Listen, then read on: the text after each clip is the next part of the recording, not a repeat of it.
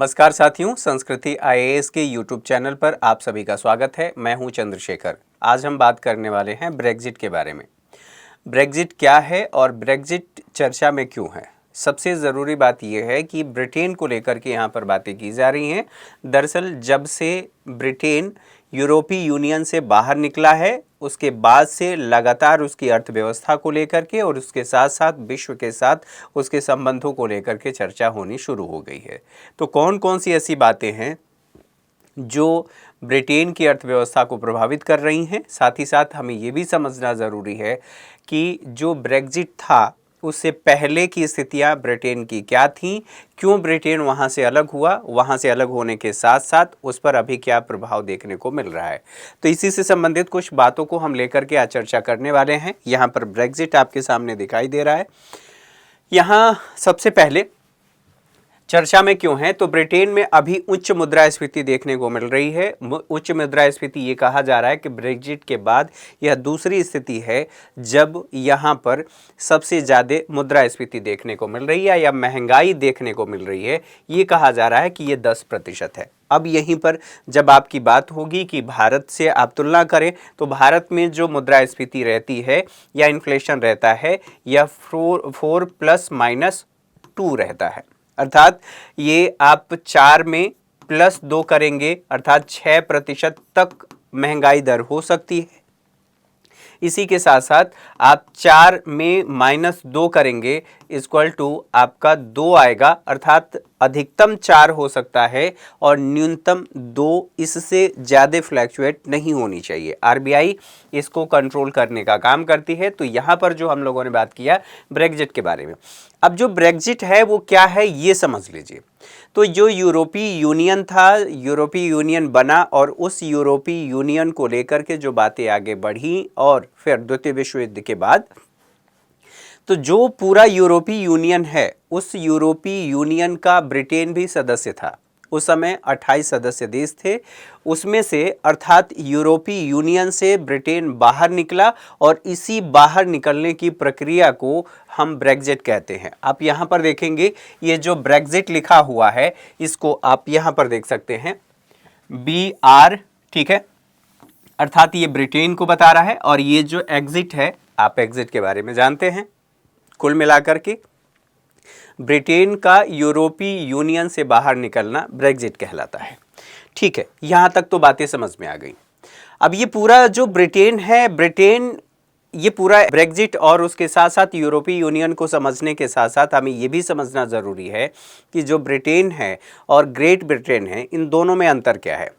तो जब हम ब्रिटेन की बात करते हैं तो इसमें कौन कौन से देश शामिल होते हैं। इसमें उत्तरी आयरलैंड, आप यहाँ पर देखेंगे ये नॉर्थ आयरलैंड है।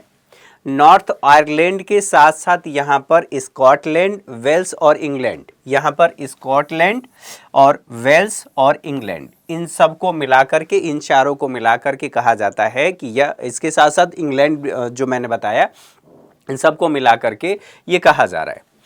तो ये आपका ब्रिटेन है। ब्रिटेन के साथ साथ अब बात होती है कि इसमें जब हम ये कहते हैं ग्रेट ब्रिटेन, तो ग्रेट ब्रिटेन में आप स्कॉटलैंड को देखेंगे, स्कॉटलैंड के साथ साथ यहाँ पर आप इंग्लैंड देखेंगे और वेल्स देखेंगे। इन तीनों के सम्मिलित रूप को आप कहते हैं कि यह ग्रेट ब्रिटेन है। अच्छा, ये बातें आप लोगों को समझ में आ गई, इससे संबंधित बातों को आप लोगों ने देख लिया।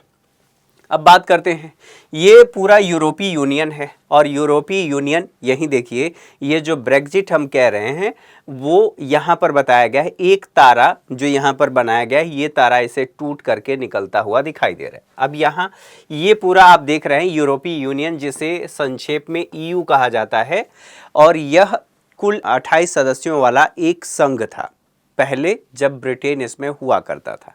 पृष्ठभूमि को ऐसे समझिए कि पहले विश्व युद्ध की बात कर लीजिए। पहले विश्व युद्ध के बाद जितनी मानव त्रासदी देखी गई, विश्व ने ये समझा कि इन युद्धों को रोकना ज़रूरी है। मानव का अस्तित्व है और मानव के अस्तित्व को बनाए रखने के लिए और बड़े पैमाने पर जो मानव जनधन की हानि हो रही है उसे रोकने के लिए ज़रूरी है कि एक ऐसा संगठन हो जो इस तरह की गतिविधियों को रोके और जो देशों के मध्य विवाद हैं उन विवादों का शांतिपूर्ण समाधान निकाले। शांतिपूर्ण समाधान नहीं निकल पाया क्योंकि जो इसमें सदस्य देश थे उन सदस्य देशों ने उसका भली प्रकार से पालन नहीं किया। कुछ और इसमें कारण थे, उन कारणों पर चर्चा नहीं करते हैं। अभी हम बात कर लेते हैं द्वितीय विश्व युद्ध, अर्थात जो लीग ऑफ नेशन था वो विफल रहा। विफल होने के बाद द्वितीय विश्व युद्ध हुआ, और जब द्वितीय विश्व युद्ध हो रहा है तो उसके बाद फिर दुनिया इस बात को लेकर के सजग हो गई कि अब युद्ध नहीं होने चाहिए। इस तरह के युद्ध मानव समुदाय के लिए ठीक नहीं है, बड़े पैमाने पर जनधन की हानि होती है। तो वहाँ से यूएन निकल करके आया, अर्थात यूनाइटेड नेशन निकल करके आता है, जिसे हम कहते हैं संयुक्त राष्ट्र संघ।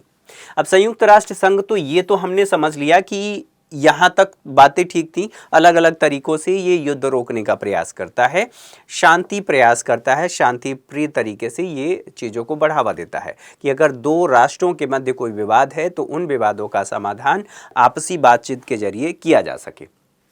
लेकिन ये तो हो गई संगठन की बात। देशों ने अपने स्तर पर भी प्रयास किया। तो द्वितीय विश्व युद्ध के बाद जर्मनी और फ्रांस की बात आती है। इन दोनों लोगों ने मिलकर के एक समझौता किया। समझौता क्यों किया, तो आप इसकी पृष्ठभूमि को समझिए। पृष्ठभूमि कुछ इस प्रकार है कि जब भी आपके आर्थिक हित कहीं पर टकराते हैं तो वहां पर युद्ध की संभावना नगण्य हो जाती है। बिल्कुल खत्म हो जाए ऐसा नहीं कहा जा सकता। तो यहां पर क्या होता है कि अगर हमारे और आपके आर्थिक हित जुड़े हुए हों तो वहां पर युद्ध की संभावना कम होगी। तो इन दो देशों ने मिलकर के प्रयास किया, जर्मनी और फ्रांस ने, कि हम एक साथ आते हैं और एक व्यापारिक संबंध स्थापित करते हैं। जब व्यापारिक संबंध स्थापित होंगे और दोनों देशों को जब आर्थिक नुकसान होगा तो ये देश युद्ध की तरफ नहीं बढ़ेंगे। तो यहाँ पर क्या हुआ, व्यापारिक संबंध स्थापित करने के लिए एक साथ आए और फिर ये कहा गया इसके माध्यम से हम एक दूसरे के खिलाफ युद्ध छेड़ने से रोकेंगे। और ये प्रक्रिया आगे बढ़ते बढ़ते परिणाम ये हुआ कि इसमें 6 सदस्यीय व्यापार समझौता हुआ। इस 6 सदस्यीय व्यापार समझौते में France, Germany, Italy, Belgium, Luxembourg और नीदरलैंड शामिल हुए और यह सफल रहा।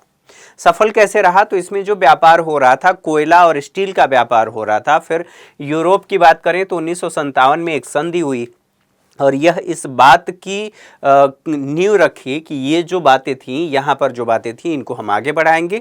और इसी तरह से एक अवधारणा की शुरुआत होती है जिसे हम कहते हैं यूरोपीय आर्थिक समुदाय या कॉमन मार्केट। अब यहीं पर आप लोगों को समझना है कि कॉमन मार्केट क्या होता है। यहाँ 3-4 चीज़ें आप लोगों को ध्यान रखना है जो मैं आगे बताने वाला हूँ, और जो कुछ भी पीपीटी पर लिखा गया है वो सारी बातें उन्हीं सब बातों पर आधारित हैं। तो एक बार हम उनकी चर्चा कर लेते हैं, फिर हम आगे बढ़ते हैं। तो कुल जो समझौते होते हैं 4 या 5 प्रकार के समझौते होते हैं। ये जो समझौते हैं ये व्यापार से संबंधित समझौते हैं। यहाँ पर हम कहते हैं व्यापारिक समझौतों के प्रकार आप कह सकते हैं। व्यापारिक समझौतों के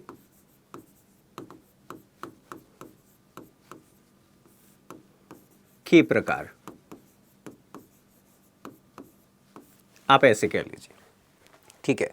अब ये जो व्यापारिक समझौते हैं इनके प्रकार में सबसे जो पहला प्रकार आता है उसको हम कहते हैं, यहां पर इसको पार्सली आप ट्रेड एग्रीमेंट कह सकते हैं या वरीयता व्यापार समझौता कहते हैं। इसको हम यहां पर वरीयता व्यापार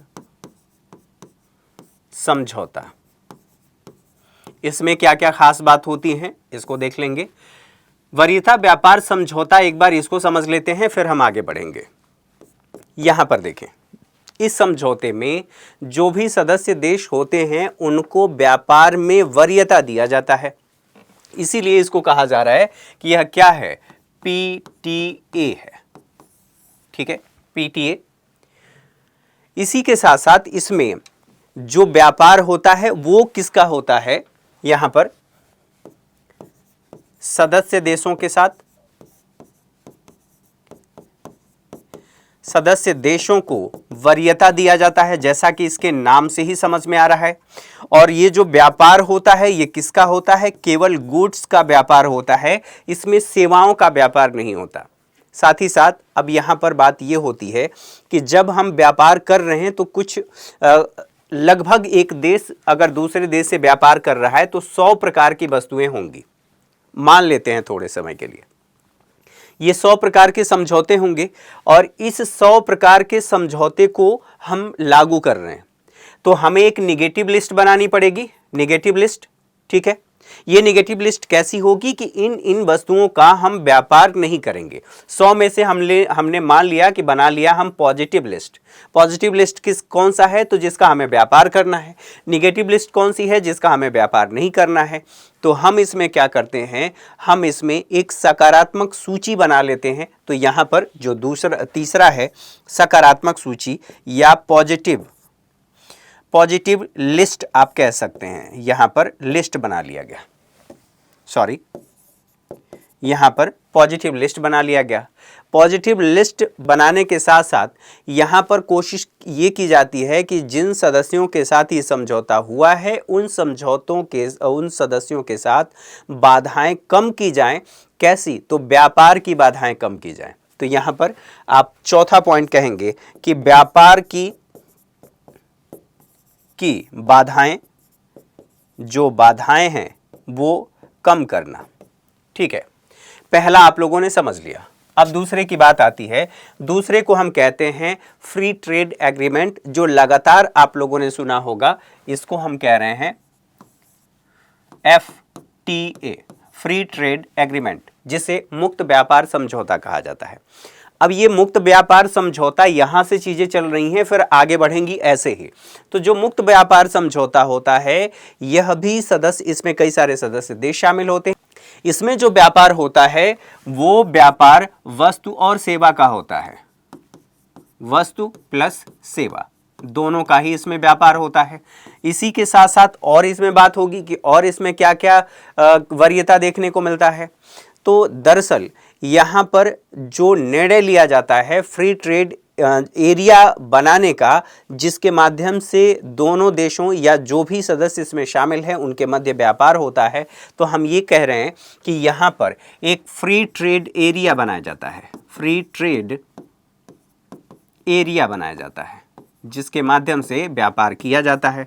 अब बात होती है कि ठीक है, यहाँ तक तो समझ में आ गई। और इसमें क्या किया जाता है, यहाँ पर व्यापार की बाधाओं को समाप्त किया जाता है ताकि व्यापार वस्तुओं और सेवाओं का निर्बाध रूप से सदस्य देशों के मध्य हो सके।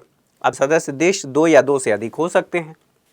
तो इसमें जो बाधाएं हैं, मात्रात्मक बाधाएं हो सकती हैं, गुणात्मक बाधाएं हो सकती हैं। मात्रात्मक बाधाएं और अन्य प्रकार की, मतलब आप ऐसे कह सकते हैं कि जितने भी प्रकार की बाधाएं हैं, जैसे आपने शुल्क लगा दिया, आपने ये कह दिया कि हमें जो सामान मंगाना है, किसी देश से आयात करना है, वहाँ पर हम 100 ही वस्तु मंगाएंगे, बाकी का हम उत्पादन करेंगे।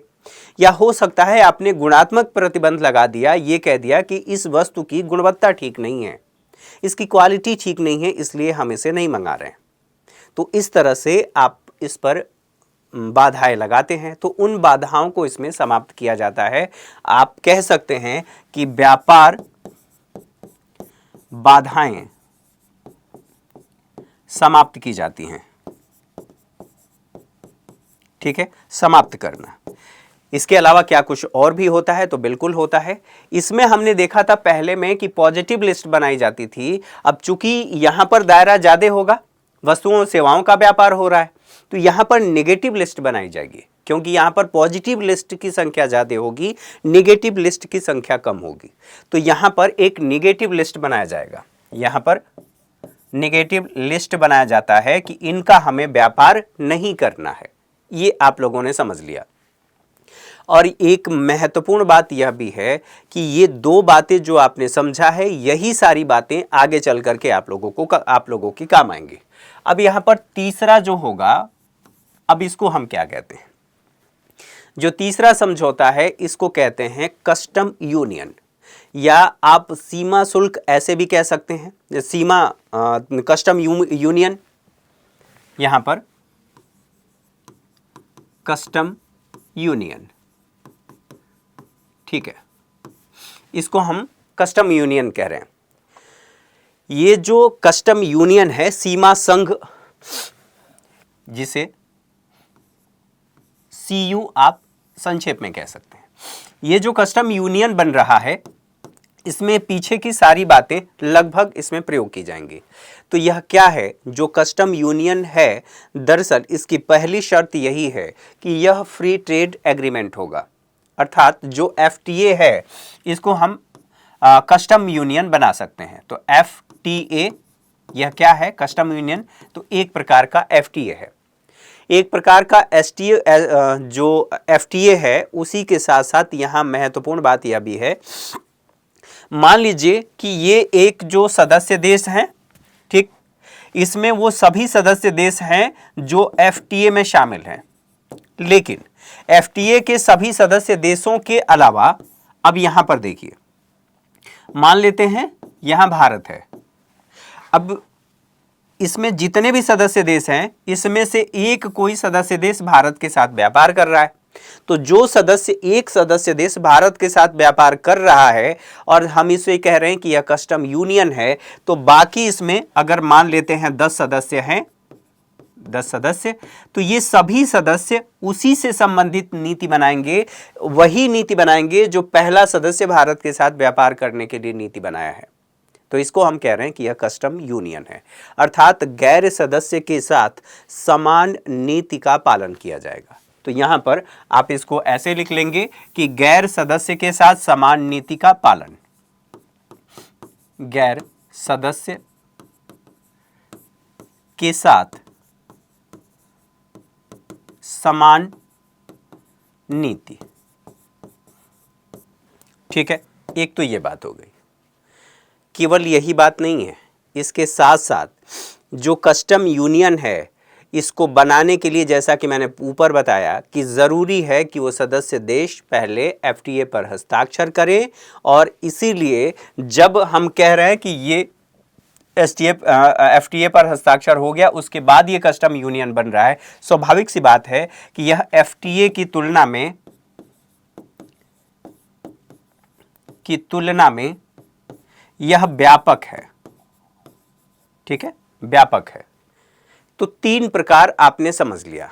अब एक और प्रकार होता है जिसको हम कहते हैं कॉमन मार्केट, जो शुरू में ही आप लोगों ने समझा था यहाँ पर कि एक कॉमन मार्केट बनाया गया। कॉमन मार्केट, इसी चीज़ को समझना है, फिर हमें आगे बढ़ करके इसको EU को समझना है। तो अब चौथे प्रकार की बात कर लेते हैं जिसको हम कहते हैं CM या कॉमन मार्केट, ऐसे समझ लीजिए।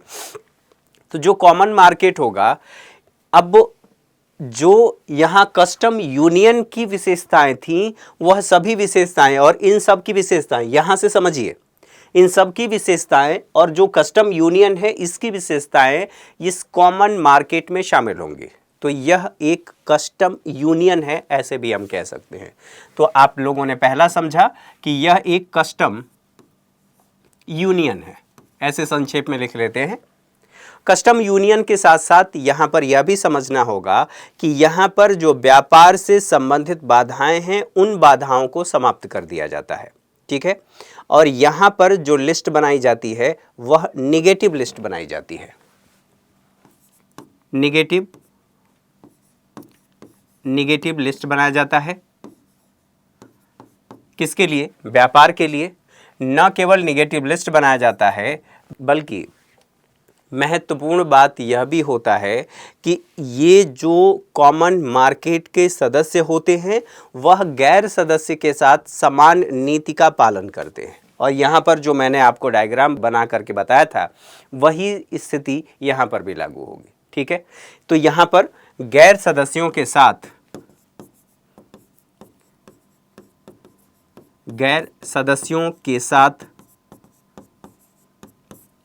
समान नीति यहां लागू किया जाएगा।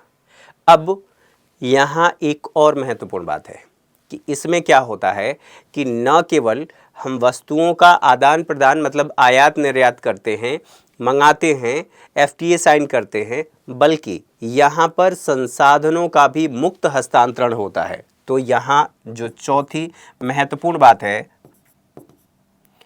संसाधनों का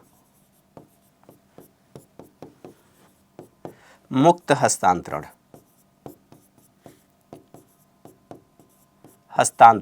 होता है। संसाधन कौन? जैसे मानव संसाधन, क्योंकि सेवा भी शामिल है और मानव एक संसाधन है, मुक्त हस्तांतरण कर रहे हैं। अब बात आती है जिसे आप लोगों को पढ़ना है, जो इसमें बताया गया है। हमने कहा कि यह जो यूरोपीय यूनियन है एक यूनियन है, तो यूनियन कैसा है? इकोनॉमिक है। किस लिए? तो यहाँ व्यापार करने के लिए है। तो व्यापार किसका होगा? वस्तु एवं सेवाओं का होगा। तो जब यूनियन बन जाएगा और इकोनॉमिक यूनियन बन जाएगा, जिसे हम आर्थिक संघ कहते हैं। अब यहाँ पर देखिए इकोनॉमिक यूनियन, अब ये महत्वपूर्ण है। ईयू क्या है? एक इकोनॉमिक यूनियन है, यूरोपीय यूनियन की बात होती है। इसमें हम क्या करते हैं? अब यही जो बातें पहले आप लोगों ने समझा है, यह कॉमन मार्केट है और यूरोपीय यूनियन को हम कह रहे हैं कि यह एक कॉमन मार्केट है, जो यहाँ पर आपने पढ़ा है। इसमें एफटीए भी होगा, वस्तु एवं सेवाओं का हस्तांतरण भी होगा, संसाधनों का भी हस्तांतरण होगा। और जब हम आगे बढ़ेंगे तो हम ये कहेंगे संक्षेप में कि दरअसल यह एक कॉमन मार्केट है, क्योंकि कॉमन मार्केट में पीछे की सभी विशेषताएं उसमें लगभग शामिल हैं। तो ये क्या है? एक कॉमन मार्केट है। दूसरी बात, उपरोक्त सभी के साथ, ये जो बातें अभी आपने पढ़ा, इन सभी के साथ जब नीतियां भी समान हो सभी देशों की, सदस्य देशों की, और नीतियां कौन कौन सी होंगी?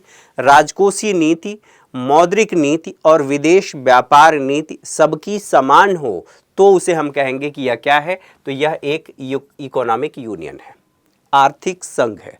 और यही आर्थिक संघ जो आप यूरोपीय यूनियन के बारे में पढ़ते हैं, वही यूरोपीय यूनियन है, जिससे फाइनली वर्ष 2020 में ब्रिटेन बाहर निकल गया था। जनमत संग्रह हुआ। जनमत संग्रह के बाद यह निर्धारित किया गया कि 52% मतदान पड़े थे कि हमें जो यूरोपीय यूनियन है उसमें से बाहर निकल जाना चाहिए। बाकी लोगों का विरोध भी था, मतदान उसके विपक्ष में पड़े थे, फिर भी मतदान की संख्या ज़्यादा थी जिन लोगों ने मतदान किया था कि हमें बाहर निकल जाना चाहिए, फिर ब्रिटेन उससे निकल गया। अब वहाँ पर जो महंगाई बढ़ रही है उसके कई सारे कारण हैं। इन सभी बातों पर ही सारी चीज़ें आगे की आपको लोगों को समझना है। महत्वपूर्ण बात यह है कि ये जो स्थिति हुई उसके बाद अब आप लोगों को याद रखिए कि अगर भारत को यूरोपीय यूनियन से व्यापार करना था तो भारत क्या करेगा? एक नीति बनाएगा और भारत के साथ जितने भी 28 उसके सदस्य देश थे, सभी सदस्य देशों की नीतियां भारत के लिए एक समान होंगी। ये पहले ही हम लोगों ने पढ़ लिया कि अगर कोई गैर सदस्य है, मतलब यूरोपीय यूनियन से बाहर का सदस्य, तो उसके साथ एक देश अगर जैसी नीति बनाएगा तो सभी देश उसी नीति का पालन करेंगे और उसी तरह की नीति बनाएंगे और उसे लागू करेंगे। अर्थात जो उससे व्यापार करने के लिए नीति बनाई गई है और जैसी नीति बनाई गई है वैसी ही नीति बनाया जाएगा। तो यहाँ पर आप लोगों को ये समझ में आ गया कि जो यूरोपीय यूनियन था 28 देशों के साथ, अभी जो ब्रिटेन निकल गया उसके बाद हम उसके बाद की बात कर रहे हैं। तो अब भारत को यूरोपीय यूनियन से व्यापार करने के लिए जो पहले की नीति थी वो तो चल रही है, लेकिन ब्रिटेन से हमें अलग नीति बनानी पड़ेगी, आर्थिक मोर्चों पर, राजनीतिक मोर्चों पर, क्योंकि अब वो बदल चुका है। एक स्वतंत्र देश के रूप, स्वतंत्र तो पहले भी था, लेकिन आर्थिक रूप से जो एकीकरण था अब वो एकीकरण नहीं रहा। तो यहाँ पर ये बातें समझ में आ गई होंगी। अब एक बात सोचिए कि अगर भारत यूरोपीय यूनियन के साथ अलग से नीति उसकी बन चुकी है और उसके साथ सभी सदस्य देश एक जैसा व्यवहार कर रहे हैं, भारत को अलग से ब्रिटेन के लिए नीति बनानी है, तो ब्रिटेन भी चाहेगा कि भारत के साथ कोई समझौता हो जाए, फ्री ट्रेड एग्रीमेंट हो जाए। और इसी बात को लेकर के लगातार बात भारत में होती रहती है कि अब ब्रिटेन के साथ समझौता हो जाएगा, अब ब्रिटेन के साथ समझौता हो जाएगा। और ब्रिटेन भी इस बात को लेकर के बहुत ज़्यादा पजेसिव है, बहुत ज़्यादा प्रयास कर रहा है कि भारत के साथ समझौता हो जाए। भारत भी प्रयास कर रहा है कि ब्रिटेन के साथ मुक्त व्यापार समझौता हो जाए, जिससे दोनों को आर्थिक लाभ हो। अब अगर भारत को ब्रिटेन से अपने आर्थिक संबंध नए सिरे से निर्धारित करने पड़ रहे हैं तो उसके लिए नीतियां अलग बनानी पड़ेंगी। और जब नीतियां अलग बनाई जा रही हैं तो स्वाभाविक सी बात है कि भारत भी प्रभावित होगा, ब्रिटेन भी प्रभावित होगा। अब बात एक सोचिए कि अब ब्रिटेन अलग हो गया है, अलग होने के बाद उसके पास चुनौतियां आर्थिक मोर्चों पर अधिक हैं। वहाँ पर जो काम करने वाले लोग हैं, कामगार आप ऐसे कह सकते हैं, या सेवा देने वाले लोगों की बात कर लें, उनकी कमी होगी। भारत में हम तो सर्विस इकॉनमी है, हम तो सेवा अर्थव्यवस्था है, हमारे पास मानव संसाधन अधिक है और मानव पूंजी भी अधिक है। हमने कौशल विकास इत्यादि इत्यादि करके हमने मानव पूंजी बना लिया है। अब उस मानव पूंजी का हम प्रयोग क्या कर रहे हैं, उस मानव पूंजी का हम निर्यात कर रहे हैं। कहाँ पर? ब्रिटेन में। तो इससे भारत को लाभ हो रहा है। ब्रिटेन के लिए अब जो आर्थिक मोर्चों पर यूरोपीय यूनियन से निकलने के बाद जो चुनौतियां हैं, वो चुनौतियां अभी भी बरकरार हैं, क्योंकि वहां पर मुद्रास्फीति देखने को मिल रही है। और ये जो न्यूज़ चर्चा में है वो इसीलिए है क्योंकि ब्रिटेन जब बाहर निकला उसके बाद वहां पर कई बार मुद्रास्फीति की घटनाएं देखी गई, क्योंकि अलग अलग चुनौतियां दोनों के साथ हैं, अर्थात इसके साथ भी, यूरोपीय यूनियन के साथ भी और ब्रिटेन के साथ भी। लेकिन सवाल यह भी है कि ये निकला क्यों था। निकलने के कई सारे कारण हैं, उन सभी कारणों को आप लोगों ने पढ़ा भी होगा, समझा भी होगा। बहरहाल एक एक करके केवल हम उन पॉइंट्स को देख लेते हैं। तो ये जो बातें हुई, 23 जून 2016 को जनमत संग्रह हुआ, 31 जनवरी 2020 को ब्रिटेन वहाँ से बाहर निकल गया। ये जो आप दिखाई दे रहे, आप जो देख रहे हैं, ये ब्रिटेन के निकलने की बात कही जा रही है और ये यूरोपीय यूनियन है। ठीक है, कुछ और बातें यहाँ पर जो ब्रेग्जिट के विभिन्न कारण थे, अर्थात बाहर निकलने के, सबसे पहले संप्रभुता की बात करें तो ब्रिटेन के हित के खिलाफ था क्या ये जो यहाँ पर कार्य हो रहे थे, उनकी बात की जा रही है। प्रतिस्पर्धा नीति को लेकर के कृषि कानून, कॉपीराइट और पेटेंट। अब जो यहाँ पर समझौता हो रहा है, तो ये समझौता कैसा होगा? बड़े पैमाने पर हमने ये कहा था कि नीतियां भी साझा करेंगे, नीतियां भी समान बनाएंगे। तो यहाँ पर पेटेंट की नीति कोई होगी ही नहीं, कृषि से संबंधित किसी एक देश की नीति होगी ही नहीं, सभी देशों पर समान रूप से लागू होगा। कॉपीराइट का नहीं होगा, पेटेंट का नहीं होगा। तो यह ब्रिटेन का निर्णय इस पर लागू नहीं हो रहा था। ब्रिटेन को ये लग रहा था कि इससे मैं लाभ नहीं ले पा रहा हूँ, अगर पेटेंट का ही कानून है तो उसका लाभ मैं नहीं ले पा रहा हूँ, तो इसीलिए इन्होंने कहा कि हम बाहर जाते हैं। इस चीज़ को लेकर के मांग बढ़ने लगी। इसी के साथ साथ यहाँ पर जो अधिभावी नियमन है या नियम है, उनकी बात कर रहे हैं। वैक्यूम क्लीनर जो आता है घर में साफ़ सफाई करने के लिए, उसके लिए कहा गया कि जो यूरोपीय यूनियन है उसने बनाया था कि इसकी जो कैपेसिटी होगी इतनी ही होगी, और बाकी जो ब्रिटेन चाहता था वो कुछ अलग चाहता था। एक ये बात थी। जो चाय का बैग है और गैर रिसाइकलिंग जो वस्तुएं हैं, उनकी बात को लेकर के बहस होने लगी और मांग होने लगी कि हमें बाहर जाना चाहिए। यूके की बात किया जाए, यूनाइटेड किंगडम, वहाँ पर फिशरीज इंडस्ट्री जो है बहुत ज़्यादा डेवलप है, क्योंकि आप पूरे यूनाइटेड किंगडम को देखेंगे तो सभी देश समुद्र में हैं, समुद्र से सीमा साझा लगभग करते हैं। इसकी वजह से यहाँ पर जो मत्स्यन है वो ज़्यादा होती है। लेकिन उनके लिए जो कानून बनाता था वो यूरोपीय यूनियन बनाता था। कौन से देश कितना व्यापार करेंगे, अर्थात जो यूनाइटेड किंगडम है उसके सदस्य देश कितने देशों के साथ कितना व्यापार करेंगे, कितनी मात्रा में करेंगे, इसका निर्धारण यूरोपीय यूनियन के द्वारा किया जाता था। ये यहाँ के यूनाइटेड किंगडम के जो सदस्य देश थे उन लोगों को नागवार गुजरता था और उन्होंने कहा कि हम इससे बाहर जाएंगे। मांग तेज हो गई, ये आप लोगों ने समझ लिया। साथ ही साथ इसी के साथ यहाँ पर यूरो की विफलता, जो कॉमन वहाँ पर मुद्रा थी, उस मुद्रा को लेकर भी समस्याएं उठने लगी। और हालांकि ये कहा गया जो ब्रिटेन है वो अपनी मुद्रा का इस्तेमाल कर रहा था, ईयू की आधिकारिक मुद्रा के रूप में यूरो की विफलता देखने को मिली, लेकिन ब्रिटेन पाउंड का उपयोग कर रहा था। जो ग्रीस है, स्पेन है, इन यहाँ पर उच्च ऋण की स्थिति देखी गई और उच्च बेरोजगारी देखी गई, जो इसके ईयू के सदस्य देश थे। जर्मनी के अलावा जो अन्य देश थे उन लोगों ने खूब अपना विकास किया, तो यहाँ पर असंतुलित विकास की समस्या देखने को मिली और ये कहा गया कि इसकी वजह से जो ब्रिटेन है वो उसके हित में ये कार्य नहीं हो रहे हैं। तो वह कहा कि नहीं, अब हम इससे बाहर निकलते हैं और इसको लेकर के मांग होने लगी।